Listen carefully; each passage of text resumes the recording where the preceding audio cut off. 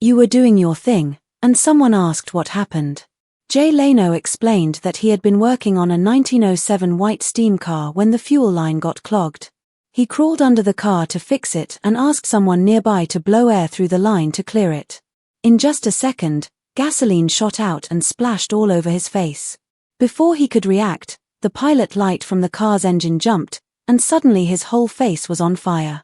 The 2022 garage fire that injured Jay Leno was not just a freak accident. Many people close to him saw it as a sign that Jay had been pushing himself too hard for too long. The fire left third-degree burns across his face and neck, but the physical pain was only part of the story. Behind the scenes, the stress he carried, the long hours he worked, and the pressure to keep up with everything he loved were slowly wearing him down. Even worse, his marriage to Mavis, which looked perfect to the world, had hidden struggles that most people never knew about. Their choice not to have children had always been discussed in interviews, but that was only the surface of a much more complicated story. Jay's world was changing, and not in ways he expected. The man who had once ruled late-night television was now dealing with challenges that few people ever saw, and every day felt like time was slipping away. Jay Leno was born James Douglas Muir Leno on April 28, 1950, in New Rochelle, New York, a quiet town about 18 miles from Manhattan. His mother, Catherine, had immigrated from Scotland when she was 11. She never finished high school, but she worked every day with determination and kept a steady, calm home. His father, Angelo, came from a small village in Italy called Flumeri and worked as an insurance salesman. Their life was simple, money was tight, and nothing came easy. But Jay grew up watching two hard-working parents who never quit no matter how difficult things were. New Rochelle was a safe place, but not a fancy one. Jay's early years were full of chores, practical lessons, and the kind of responsibilities that teach children the value of effort long before they understand careers or dreams. Without knowing it, these moments shaped the strength he would carry for the rest of his life. When Jay was 7, the family moved to Andover, Massachusetts, and he enrolled at St. John's Preparatory School. It was a strict Catholic school where rules were everything, but Jay couldn't resist breaking them. He had a natural urge to make people laugh, and he did it everywhere. He pulled pranks that drove teachers crazy. Once, he even set off firecrackers in class, which almost got him expelled. His 5th-grade teacher famously wrote on his report card that if Jay studied half as much as he tried to be funny, he would someday be a big star. She had no idea how true that prediction would become. Even when he caused trouble, Jay worked hard and pushed himself. Those years taught him timing, courage, and how to turn mischief into real entertainment. Jay's older brother, Patrick, was the serious one in the family. He served in Vietnam during a brutal part of the war. A dangerous fire during combat left him with severe burns, scars he carried for the rest of his life. Despite that pain, Patrick came home, studied law, and became a lawyer. Jay admired him deeply. In 2002, complications from those old war injuries took Patrick's life, and losing him shook Jay in a way he rarely talked about publicly. He had always seen Patrick as strong and steady, someone who kept going even with unbearable weight on his shoulders. His brother's death made Jay think more about family, time, and how uncertain everything can be. That loss stayed with him and quietly shaped the way he treated people close to him. As a teenager in Andover, Jay worked every job he could find. At 14, he saved enough money to buy a worn-out 1934 Ford pickup, which he restored over 2 years with his own hands. He flipped burgers at McDonald's, swept floors, washed dishes, and later worked at a Ford dealership. When he test drove cars for the dealership, he took the long route just to enjoy the sound of the engine. He earned minimum wage but saved almost every penny. These jobs taught him discipline and financial responsibility. Even after fame, Jay never became careless with money. He still lived below his means, avoided debt, and saved consistently. One day, his school guidance counselor looked at him and told him to drop out and stick to McDonald's because college wasn't for him. Jay remembered that comment for the rest of his life, not with anger but with determination. He refused to accept that limit. He applied to Emerson College, got in on a partial scholarship in 1968, and pushed through every challenge until he graduated in 1973. Jay studied speech therapy at Emerson. His mother's Scottish storytelling had already taught him to appreciate voice, tone, and rhythm. He loved the way accents shaped personality. But what truly pulled him forward was comedy. By high school, he had already performed in talent shows, including a famous moment where he impersonated teachers so perfectly that the room roared with laughter. The school suspended him for crossing the line, but he walked away with a lesson that stayed forever. Comedy has power, but it must be used carefully. Humor can lift people up or offend them. Timing matters. Awareness matters. At 16, Jay bought a beat-up 1963 Chevy Impala with a powerful 427 engine. Drag racers loved that model. Jay fixed it himself, took friends on rides, and felt freedom each time he heard the engine roar. Cars were more than machines to him. They were escapes, teachers, and companions.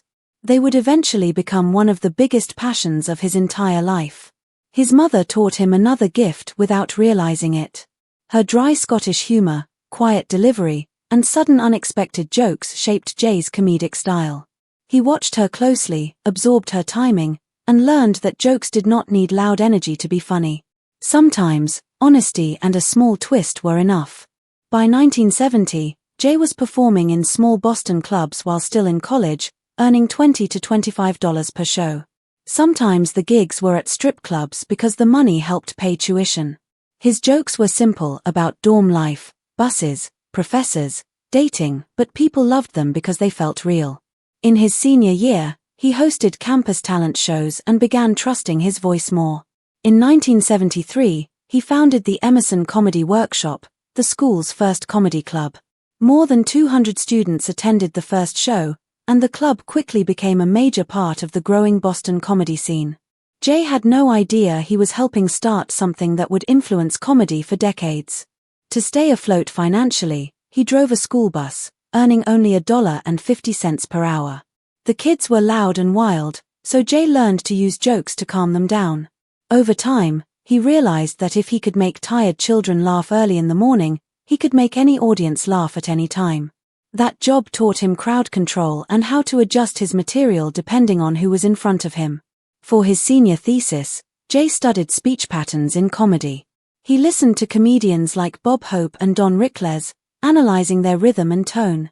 He practiced impressions, especially his famous Richard Nixon impression, which became one of his early hits. Friends begged him to perform it at parties, and audiences loved it. Through impressions, he learned how much comedy depends on delivery, not just words. After graduating in 1973, Jay drove to Los Angeles with only $300 and a van full of notebooks. Because of the oil crisis, gas was expensive, and every mile felt heavy. He slept in his van for weeks, performed at open mics for almost no money, and sometimes stayed overnight in empty houses left open by real estate agents. Life was tough, but each performance sharpened him.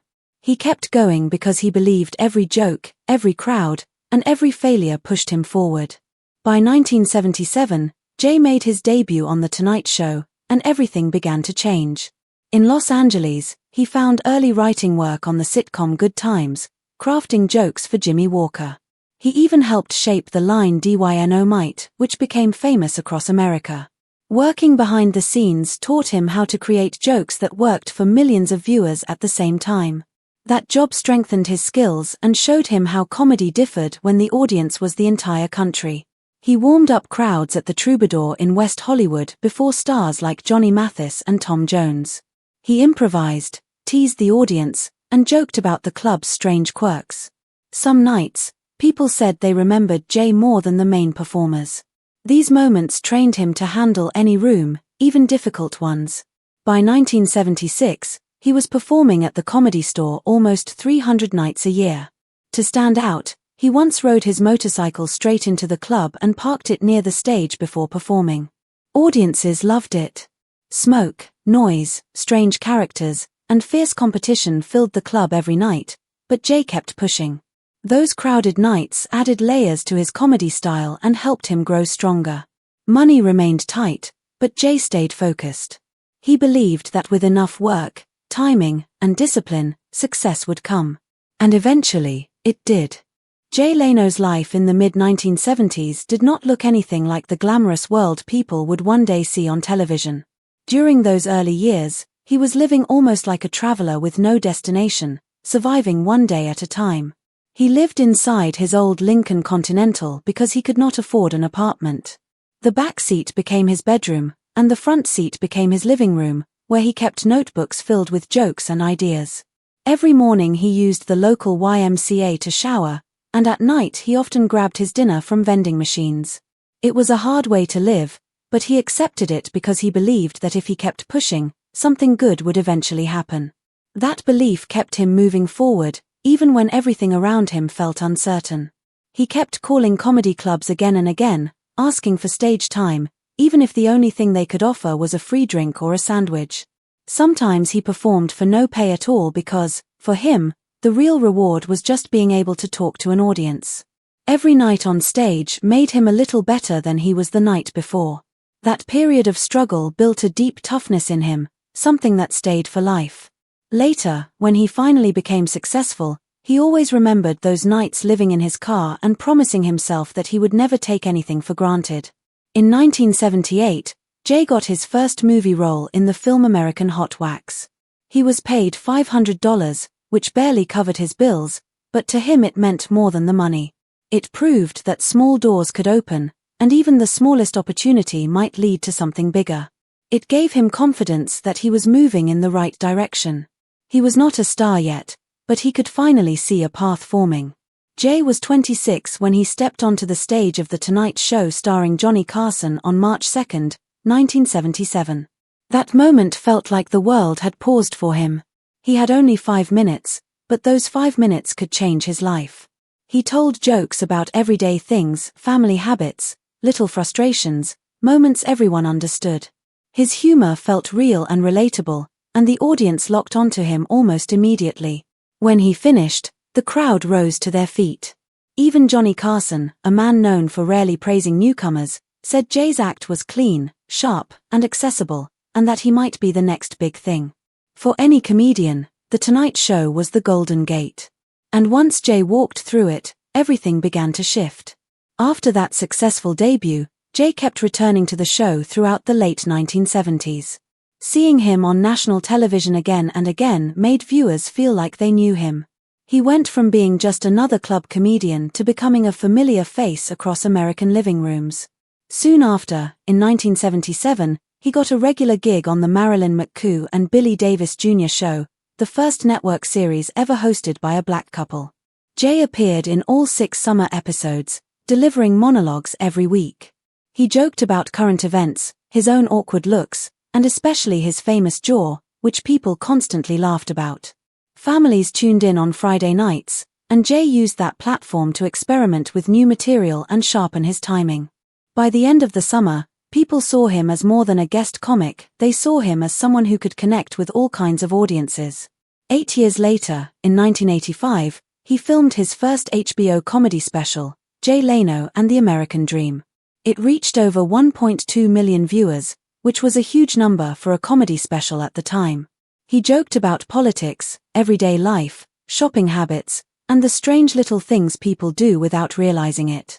The theater was packed with fans who had watched him climb from tiny clubs to big stages. That special confirmed something people were already starting to believe: Jay had become one of the strongest comedy voices in America. The success of the special opened even bigger doors and moved him closer to the future waiting for him in late-night TV. By 1986, Jay was touring across the country. At a show at Zanies in Chicago, a drunk heckler threw a beer bottle at the stage.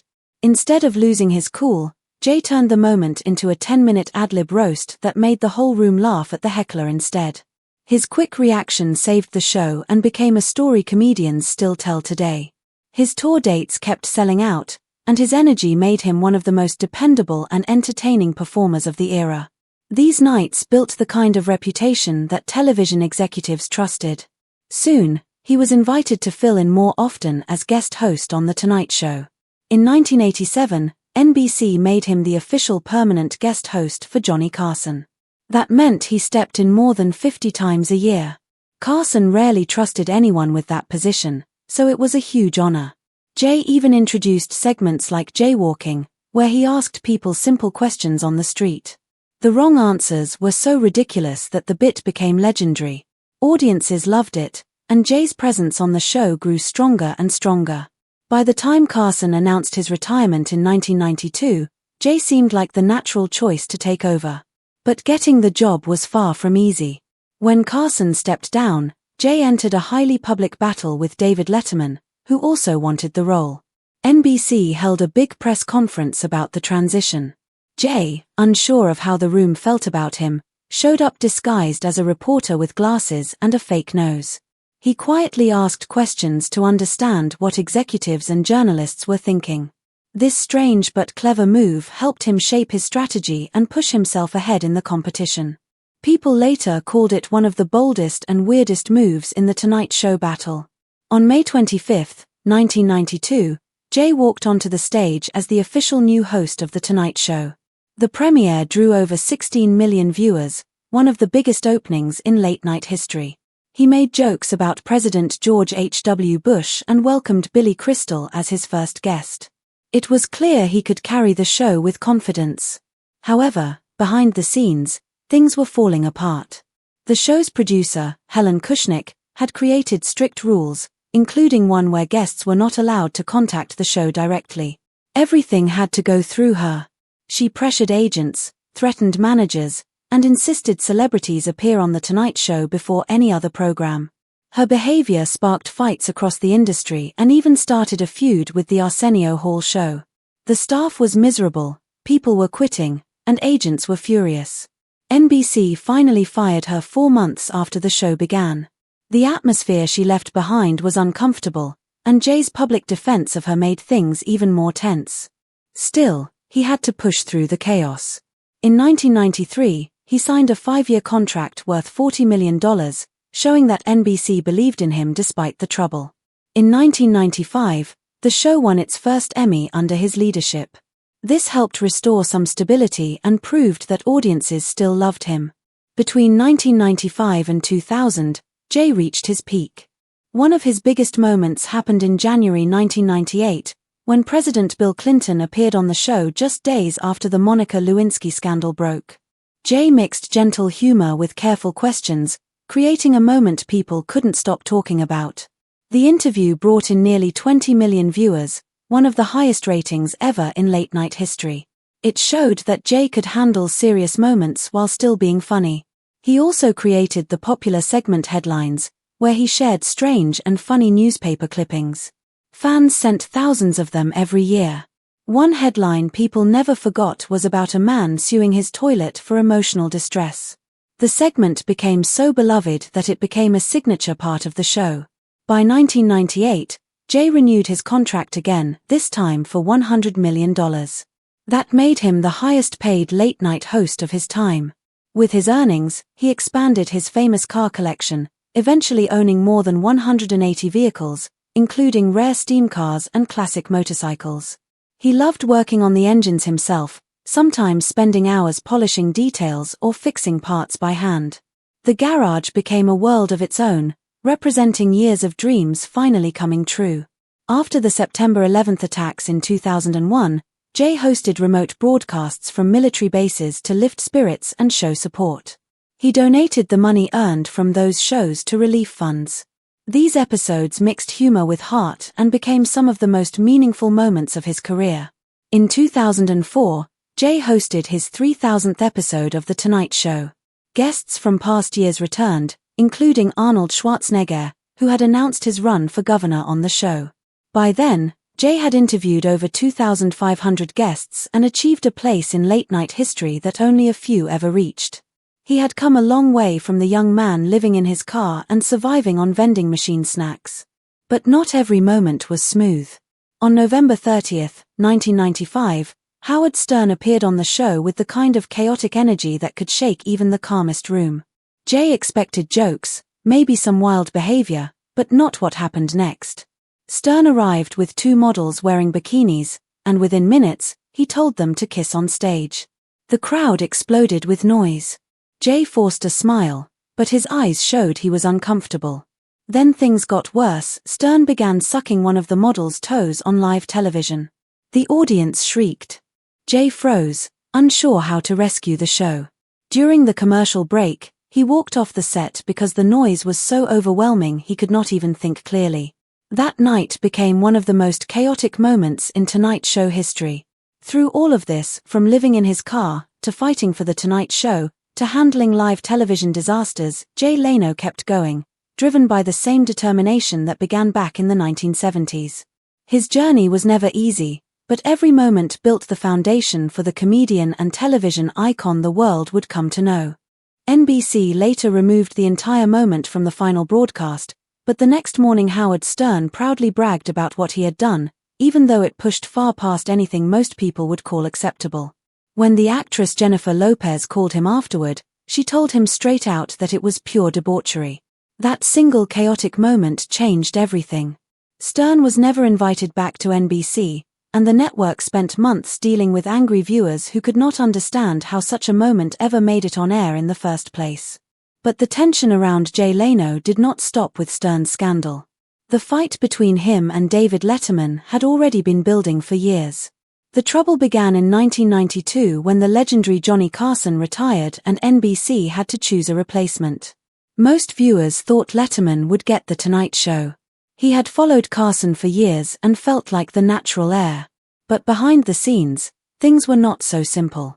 NBC ended up choosing Leno instead, and inside the network people whispered that Leno's team had quietly spread negative stories about Letterman's personal life to make executives doubt him. Some insiders even said it felt like a targeted campaign designed to push Letterman out of the running. Helen Kushnick, Leno's manager at the time, was accused of being the one who repeated these stories directly to the network bosses.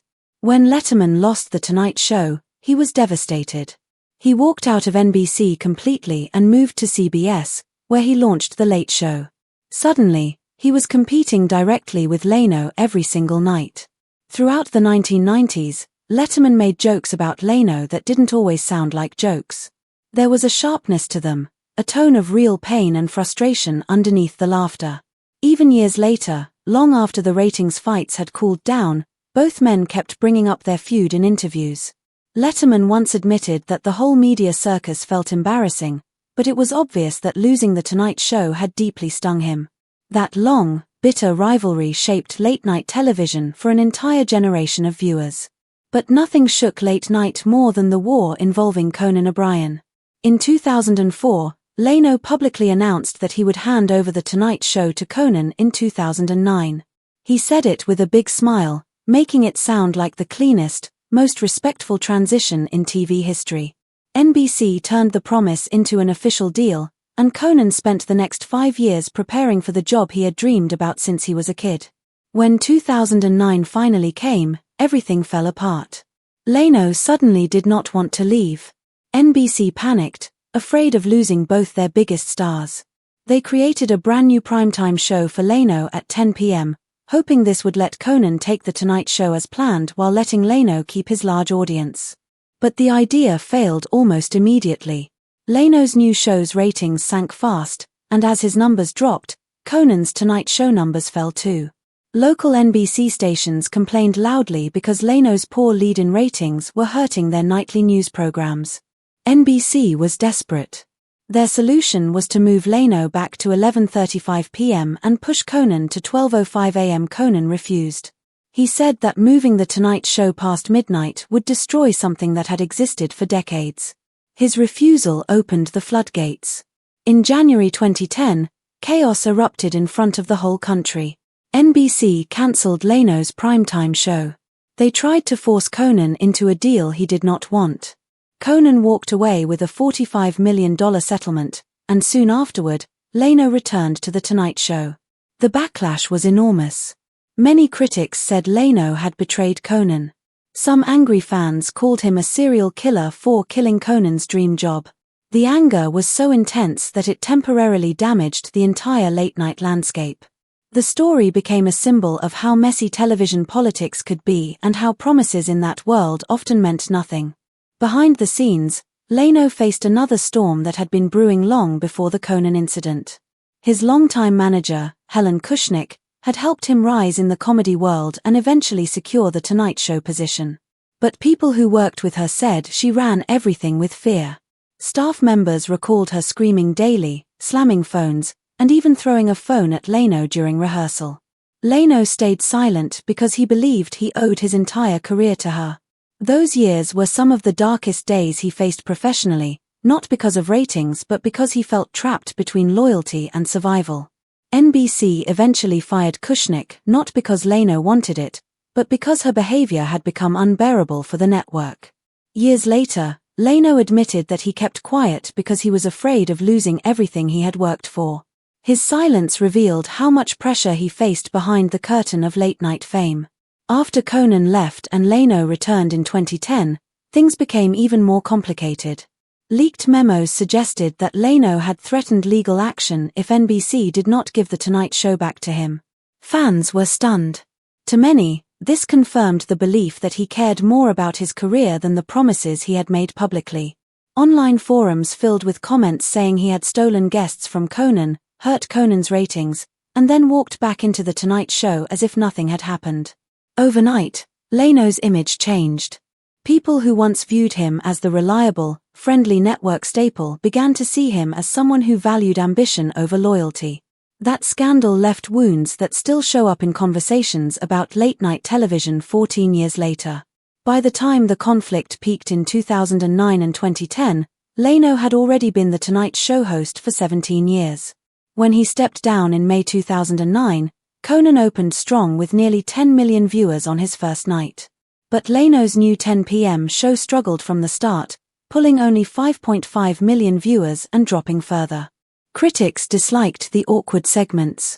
Local stations complained that their nightly news programs were losing viewers, some reporting drops of 25%, and a few markets seeing drops as high as 50%. In early 2010, NBC made its infamous decision to push Conan to a later time slot. Conan refused and announced he would leave NBC instead of damaging the legacy of The Tonight Show. Fans organized protests outside NBC studios holding signs that said "Fire Jay." Ratings collapsed for everyone, and the network looked directionless, as if the foundation of late-night television had cracked. Years later, everything finally began to settle. Leno stayed on The Tonight Show until February 6, 2014. By the time he stepped down, he had hosted 4,610 episodes. His final episode was filled with emotion. Billy Crystal, his very first guest from decades earlier, returned and led a humorous and heartfelt version of the song So Long, Farewell, filling the studio with nostalgia. Garth Brooks performed the dance and Friends in low places while Leno watched with a tired, grateful smile. Off-camera, he told friends that he drove home every night just to be with his wife Mavis, because ending the day with her made him feel grounded no matter how busy his life became. His farewell episode drew an 8.2 rating, making it one of the most watched late-night goodbyes in television history. He thanked his staff, thanked the viewers, and officially passed the torch to Jimmy Fallon. In 2015, Leno entered a new chapter with the launch of Jay Leno's Garage. Cars had always been his escape, and now he finally turned that passion into a series. The show premiered on October 7, 2015 with 1.1 million viewers, the biggest original series debut in CNBC's history. His enormous Burbank garage housed everything from a 1914 Detroit electric car to futuristic supercars like the McLaren P1. The show blended deep car history, hands-on mechanical knowledge, and celebrity guests who tried out wild and unusual machines. In 2016, the show won a Primetime Emmy for Outstanding Short-Format Nonfiction Program. By 2022, the YouTube version of Jay Leno's Garage had more than 1.5 million subscribers. Videos featuring stars like Bill Gates and Arnold Schwarzenegger pulled in millions of views. People tuned in for the cars, but they stayed because of Leno's easygoing humor and genuine love for engines and craftsmanship. Then came the terrifying moment that made headlines around the world. On November 12, 2022, Leno was working on a rare 1907 white steam car inside his garage. While trying to clear a clogged fuel line, gasoline suddenly sprayed directly into his face and hit a nearby pilot flame. In an instant, flames raced across his face, hands, and chest. His friend Kevin Karki reacted immediately, pulling him away from the fire, smothering the flames with his own hands, and calling 911. Leno suffered severe burns, including third-degree burns on his face. At the Grossman Burn Center, he spent 9 days undergoing surgeries, skin grafts, and hyperbaric oxygen treatments. Despite the intense pain, he remained in good spirits, even joking that he got a face full of gasoline and then lit himself up. Fans were shocked but relieved when he returned to television and YouTube with the same calm, friendly smile. The incident showed how tough he truly was beneath his easy public image. Long before any of the fame, scandals, or hardships, there was a moment in January 1976 that changed Leno's life forever. He walked into the Comedy Store in Los Angeles and met Mavis Nicholson. She was a young feminist writer who admired intelligent men, and Leno's humor immediately caught her attention.